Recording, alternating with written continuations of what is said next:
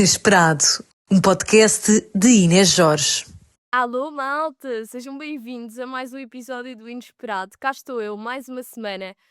Desta vez estou a gravar ao sábado, porquê? Porque fez ontem 10 dias seguidos que eu estou a trabalhar, eu estava muito cansada. Podia ter gravado porque até tive tempo, sim, mas não estava com disposição para tal, portanto, estou de folga hoje, cá estou eu a gravar. E eu estive a trabalhar 10 dias seguidos, porquê? Comecemos já assim. Porque no fim de semana passado eu fui cobrir uma prova de regularidade histórica do ACP, já vos explico o que é isto, que foi bastante dura a nível de cansaço físico, psicológico, cansaço no geral, sabem? Porque às vezes há momentos em que nós conseguimos sentir que estamos cansados fisicamente, há outros que estamos cansados psicologicamente, mas eu sinto que há momentos também que é tipo, eu estou só cansada de tudo. É cabeça, é corpo, é tudo e mais alguma coisa. Estou com sono, preciso dormir. E era assim que eu estava. Portanto, o que é isto de uma prova de regularidade histórica? E neste caso, as 500 milhas. As 500 milhas é uma prova em que carros clássicos, até à década de 80, acho eu, se inscrevem e têm que fazer um percurso de mais ou menos, neste caso, 620 quilómetros de norte a sul do país. Este ano, não de norte a sul, não a Nacional 2 completa, mas ali norte e centro do país, acabou em Torres Vedras, e o objetivo é qual? É que em certos períodos cronometrados os carros andem a uma velocidade de 50 quilómetros por hora, que mantenham, portanto, aquela regularidade. É este o conceito, ganha não quem chega mais cedo, mas quem acerta mais nos tempos de início e fim dos percursos cronometrados. Pronto. O que é que sucede? Visto que são 620 quilómetros e que não são 620 quilómetros a andar a 120 na autoestrada, isto é uma prova que dura e dura e dura o dia todo. Portanto, isto fez com que eu tivesse que acordar às 4h30 da manhã, porque aquilo, depois acordar às 4h30, ir tomar o pequeno almoço, fazer imagens de manhã, e o primeiro carro arrancava às 6h01 em ponto da manhã. Arrancava um às 6h01, às 6h02, por aí fora até às 6h55. Ahm, o nosso trabalho nesse dia era o quê? Eu fui com um colega meu, com câmara, eu tinha que andar a conduzir o carro para ele ir gravando os outros carros enquanto eles andavam na estrada, para termos imagens. O meu trabalho era depois fazer entrevistas, esse tipo de coisas, que é o que eu faço normalmente. Mas foi mesmo muito cansativo porque acordar às 4h30 da manhã é aquela sensação de que são 3 da tarde e que vocês já viveram um dia inteiro e estavam prontos para ir dormir. Só que depois ainda faltam tipo 10 horas. 10 horas não, porque mais ou menos. Porque aquilo depois só me deitei tipo à meia-noite. Portanto, foi um dia muito longo. Às tantas eu já não sabia o que é que tinha acontecido de manhã à tarde. Pá, uma confusão mental. Mas lá está. Embora tenha sido longo e tenha sido duro e cansativo, acho que é uma prova gira para ter no meu currículo, digamos assim, porque pá, os sócios são muito simpáticos. A vibe, apesar de toda a gente estar cansada, foi muito fixe. Toda a gente muito simpática. Ver o amor daquelas pessoas pelos carros e pela competição neste sentido, porque é uma competição que acaba por ser muito familiar, a malta conhece-se toda, ajuda-se, são amigos e, portanto, nesse sentido também não é uma competição muito séria, digamos assim. O ambiente que se vive lá é muito bom. Foi giro, muito cansativo, lá está. Mas acho que no final é uma prova boa e um tipo de coisa boa para fazer uma vez na vida. É assim, aquela malta que participa até alguns tipo há 20 anos, não sei como, mas também normalmente são pessoas já com outra idade, que é tipo, se não descansarem no fim de semana, descansam no resto da semana. E eu não. Ahm, mas pronto, partilho aqui esta minha experiência. Felizmente a prova este ano acabou em Torres, portanto foi pertinho de casa. Não sei se por acaso alguém viu carros clássicos a passar por Torres no sábado passado. Se viram, já sabem do que é que se trata. Ahm, foi muito giro.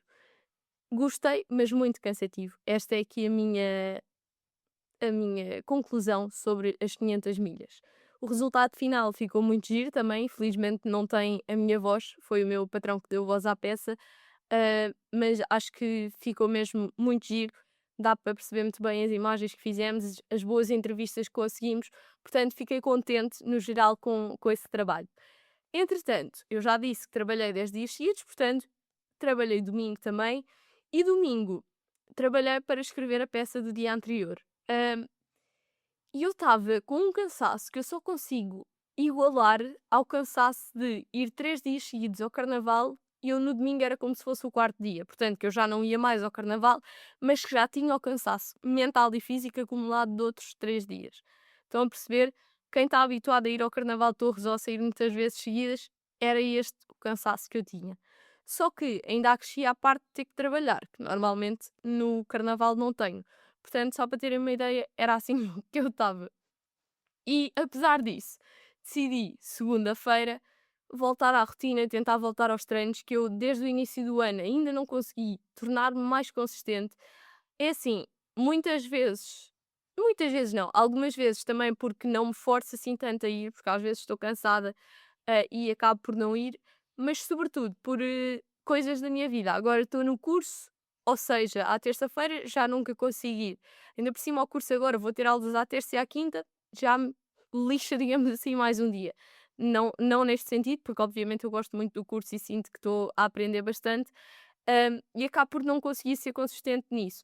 Mas como eu também sei que é uma fase, não estou demasiado preocupada e eu tenho ido na mesma treinar, não com a regularidade que gostaria, mas com aquela que eu consigo. E portanto, também não vale a pena às vezes estar-nos a cobrar demasiado por causa disso, porque é o que é só a vida a acontecer. Mas isto para dizer o quê? Portanto, segunda-feira fui ao ginásio e fui à aula de flow, que é uma aula que eu tenho ido quando consigo e que gosto muito. É uma mistura tipo yoga, pilates, se calhar também. Quase não é dançada, mas é meio coreografada. E eu gosto disso porque eu gosto de sentir nas aulas que eu estou a apanhar tipo a coreografia, os movimentos e não sei o quê. Portanto, é uma aula que eu gosto de ir e que quando eu consigo, vou. E o que é que sucede? É assim, eu acho que há várias formas de faltar ao respeito no ginásio. Por exemplo, já falei aqui quando os homens bodybuilders estão lá a gritar no meio do ginásio como se parecessem sei lá o quê. Acho isso falta de respeito para com as outras pessoas. Mas eu acho que na segunda-feira, naquela aula, eu vi uma das maiores faltas de respeito que eu já vi no ginásio. E passo a dizer o seguinte: malta, é assim, não é suposto irmos para uma aula no ginásio atender chamadas no meio da aula. Pá, isto foi de uma falta de respeito. É assim, eu já não adoro particularmente quando as pessoas saem da aula, a meio da aula e passam ali no meio para ir atender chamadas, mas eu percebo que há coisas que são inevitáveis e que são urgentes. Agora, eu na segunda-feira assisti a uma pessoa a atender o telefone no meio da aula. E é assim, isto é mau em qualquer aula, mas aquilo é uma aula mais para relaxar, para estar ali a alinhar os chakras, estão a perceber? Então, pá, eu fiquei mesmo escandalizada quando vi aquilo a acontecer. Até porque assim, depois eu já não me consegui concentrar da mesma forma naquilo que estava a fazer. Porque de repente estava silêncio e estava uma pessoa a atender a chamada à meio da aula, mas está tudo bem.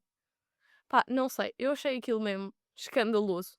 Se calhar não é assim tão escandaloso para algumas pessoas, mas eu achei mesmo uma falta de respeito absurda.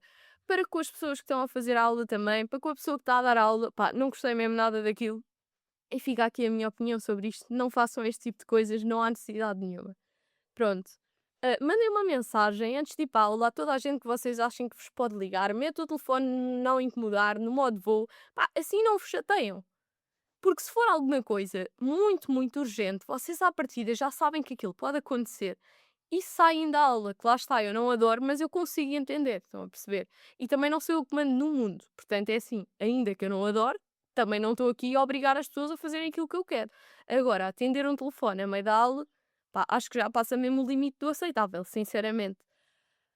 Mas pronto, isto é só a minha opinião. Agora falemos de uma coisa completamente oposta. Falei aqui de uma coisa que me irritou, agora vou-vos dar uma dica de uma coisa para vocês fazerem, que eu vi no TikTok e provavelmente me apareceu no algoritmo a vocês também, mas caso alguém não saiba, partilho aqui. Isto é direcionado a jovens até aos 29 anos, acho que dos 18 aos 29, se não me engano, que é, vão à net e escrevam cartão jovem e entrem no site da European Youth qualquer coisa. Pronto, o site da União Europeia, dos jovens da União Europeia, e criem de borla o cartão jovem, porque o cartão jovem é fácil de criar, recebem logo no mail, instalam a app, têm na aplicação e dá descontos em imensa coisa. Pá, dá descontos em restaurantes, em sítios tipo de atividades, por exemplo, tem lá um sítio de escalada que tem descontos, dá até descontos na Galp.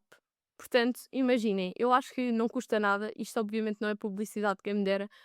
Estou só aqui a dar-vos a dica, eu já instalei, ainda não usei, porque ainda não precisei, não fui a sítio nenhum que desse para utilizar, mas tem de facto muitos descontos na Flixbus, por exemplo, também, se quiserem andar aí a passear de um lado para o outro. Portanto, olhem, fica aqui a dica, caso alguém não tenha visto, é só até aos 29 anos, infelizmente, mas olhem, melhor que nada. Entretanto, o que é que eu fiz também esta semana? Agora vamos entrar um pouco na parte de vergonhas alheias barra coisas desconfortáveis que me aconteceram. E começo já por quê? Por um evento a que eu tive que ir, porque lá está, nós na produtora trabalhamos com o ACP e por vezes temos que ir cobrir diversos tipos de eventos, nomeadamente eventos com ministros, ou seja, o que for, em que se anunciem medidas para a segurança rodoviária relacionadas com mobilidade.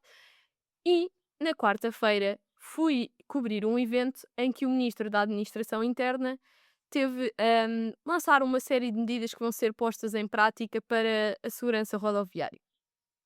E é assim, eu tenho várias coisas a dizer sobre este tipo de eventos. Ah, nós, supostamente, fala-se que a política devia ser acessível a todos, ou pelo menos compreensível para toda a gente. E é desde logo neste tipo de eventos que se percebe que isso é muito bonito dizer, mas não se mete em prática. Os formalismos e o palavreado que eles usam neste tipo de eventos, opá, esqueçam.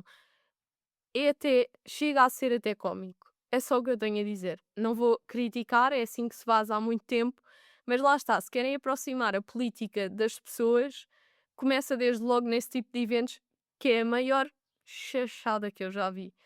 E lá está, não estou a criticar ninguém em específico, as coisas fazem-se assim desde sempre. Se são a melhor forma de aproximar as pessoas deste tipo de temas, não são. É só aqui a minha opinião. Hum, mas o que é que esse evento me fez descobrir? Eu espero não ser mal interpretada, nem parecer mal agradecida naquilo que é o meu trabalho. Mas é assim, eu quando entrei para a licenciatura para Ciências da Comunicação achava que queria ser jornalista, como se calhar 50% das pessoas, porque Ciências da Comunicação dá para muitas vertentes.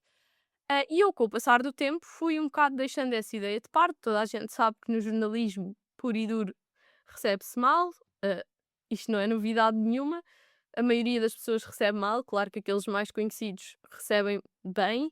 E então eu fui tirando essa ideia da cabeça, depois fui parar onde eu estou a trabalhar atualmente, que felizmente não é só jornalismo puro e duro, nós fazemos outras coisas até ali mais a ir para o lado do entretenimento, que é até aquilo que eu gosto mais, mas foi mesmo neste evento que eu percebi, pá, eu nunca conseguiria ser jornalista mesmo.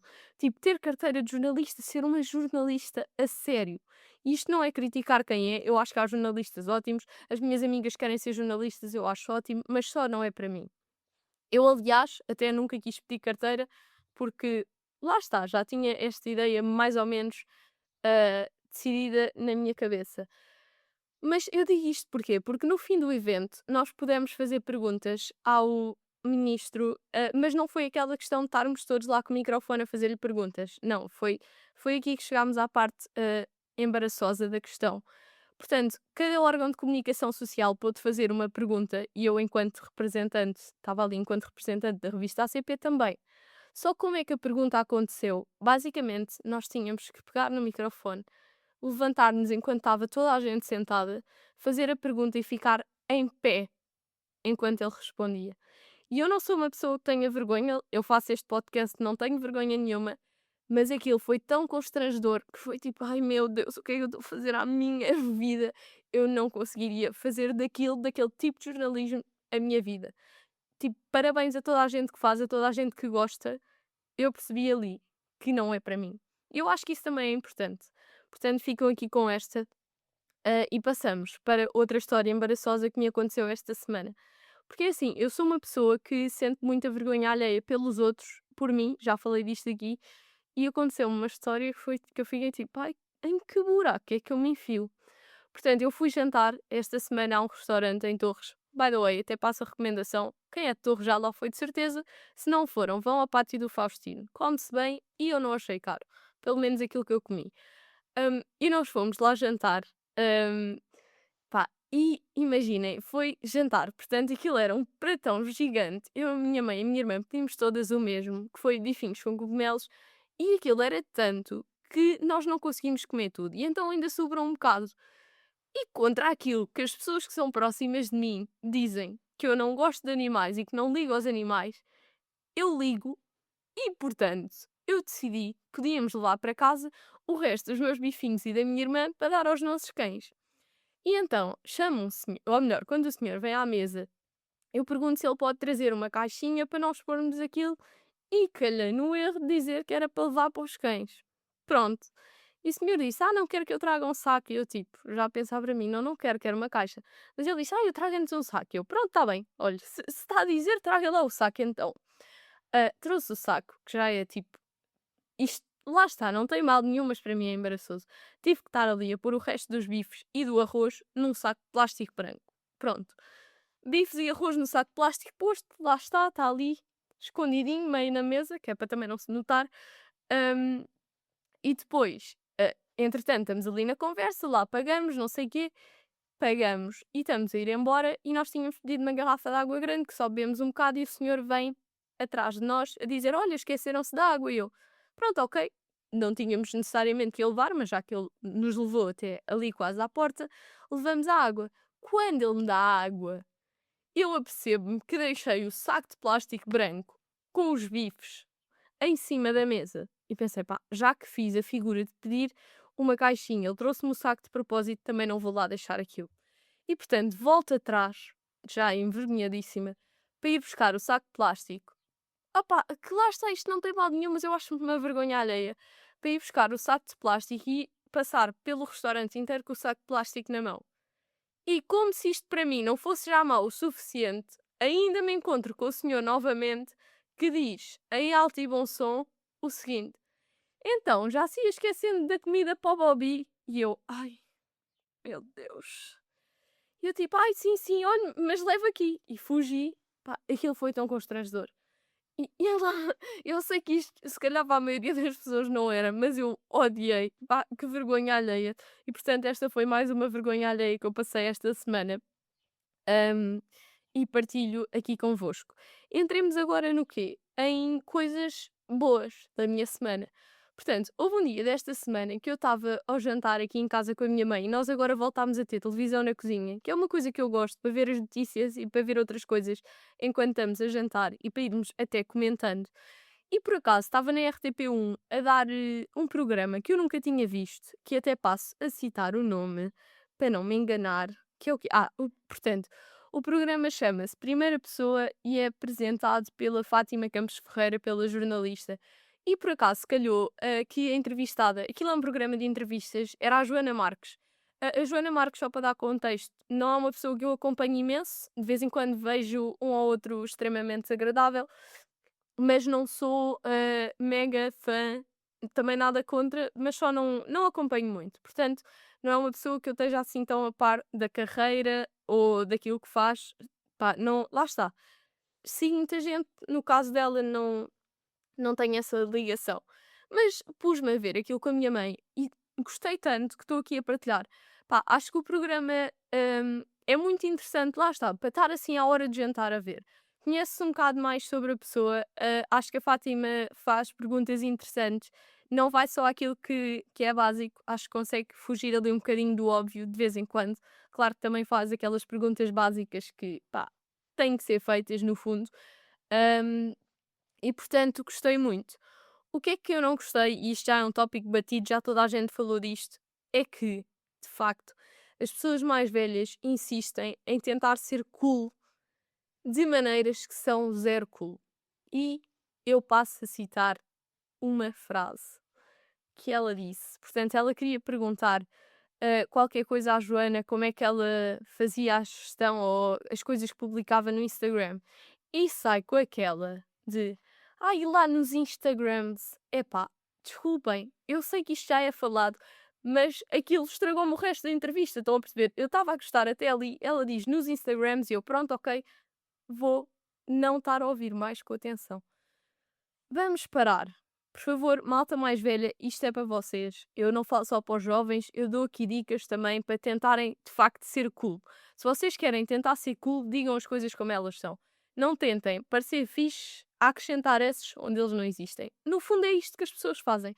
Portanto, olhem, fiquem aqui com esta, vejam, chama-se Primeira Pessoa. Ainda só há 5 episódios, acho eu. Eu não percebi bem qual é a regularidade com que eles saem, porque eu depois fui à RTP Play tentar perceber.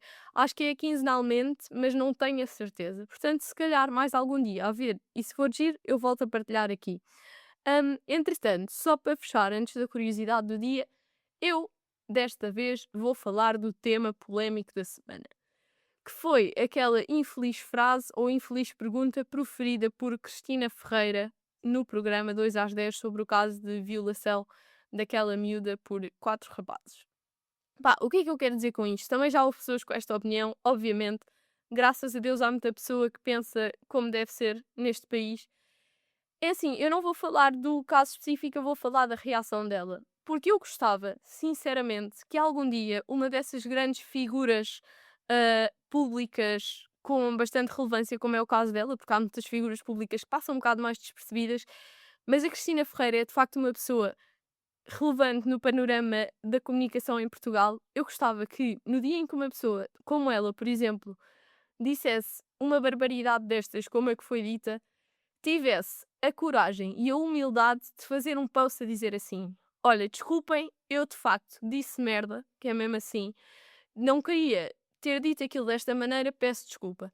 Porque, para mim, quase pior do que aquilo que ela disse foi a tentativa de justificar o que ela disse. É assim, não tem justificação. Foi a fazer uma pergunta, isso é uma pergunta que não se faz. Isso é, tipo, horrível para a pessoa que passou por aquilo, estar ainda a ver este tipo de desconsideração pela situação, pá, eu fiquei mesmo chocada. Tipo, é muito mais bonito ter capacidade de admitir que se fez porcaria, que se disse porcaria, do que dizê-la e ainda tentar vir justificar a coisa que tu disseste. Tipo, ganha coragem e noção e admite, tipo, porque eu acho sinceramente que estas coisas só são ainda mais faladas porque depois a reação das pessoas que fizeram porcaria é sempre má. É tipo, ninguém tem a capacidade de chegar e dizer, pá, saiu mal, peço desculpa, não fui mal interpretada porque não foste. Aquilo simplesmente foi uma frase infeliz que eu disse. Pronto, eu nunca vi uma figura pública, ou melhor, se calhar até há, mas lá está, como, quando as pessoas admitem o caso morre ali, não se fala tanto sobre isto. Portanto, eu gostava que da próxima, porque toda a gente sabe que a Cristina Ferreira vai haver próxima, ela tivesse capacidade de admitir o erro. No fundo é isto. Isto irritou-me bastante, foi um assunto que me tirou um bocado do sério esta semana e daí estar a partilhar. Portanto, agora para acabar, só para acabarmos aqui num tom um bocado mais leve, eu trago-vos uma curiosidade que eu achei muito interessante, que eu descobri, e não sei se vocês sabem, porque isto é uma coisa um bocado até inusitada.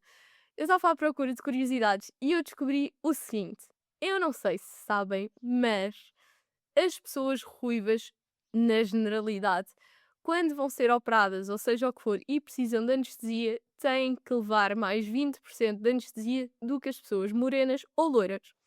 Portanto, vou só aqui pegar no telefone para vos explicar isto melhor. Basicamente, em 2002, uns investigadores de uma universidade nos Estados Unidos provaram esta questão e isto acontece porquê? Porque isto está explicado na genética.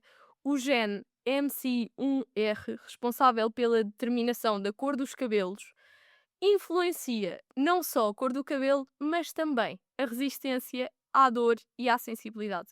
E, portanto, as pessoas ruivas, claro que isto pode mudar de caso para caso, precisam normalmente levar mais anestesia do que as loiras e as morenas. Ficam com esta, até para a semana, beijinhos!